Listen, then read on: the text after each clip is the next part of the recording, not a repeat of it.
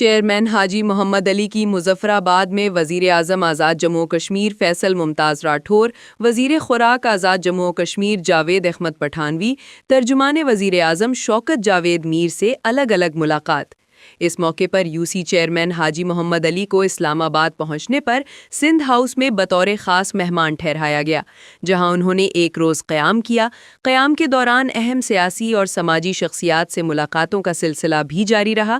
بعد ازاں چیئرمین حاجی محمد علی نے مظفر آباد کا دورہ کیا، جہاں انہوں نے مظفر آباد میں وزیر اعظم آزاد جموں و کشمیر فیصل ممتاز راٹھور، وزیر خوراک آزاد جموں و کشمیر جاوید احمد پٹھانوی، ترجمان وزیر اعظم شوکت جاوید میر سے ملاقات کی۔ اس موقع پر باہمی دلچسپی کے امور، علاقائی صورتحال اور عوامی مسائل پر تفصیلی گفتگو کی گئی، جبکہ مختلف شعبوں میں تعاون بڑھانے پر بھی تبادلہ خیال ہوا۔ اس موقع پر حاجی محمد علی کے قریبی دوست اور معروف شخصیت سینئر صحافی عقیل آوان بھی ان کے ہمراہ موجود تھے۔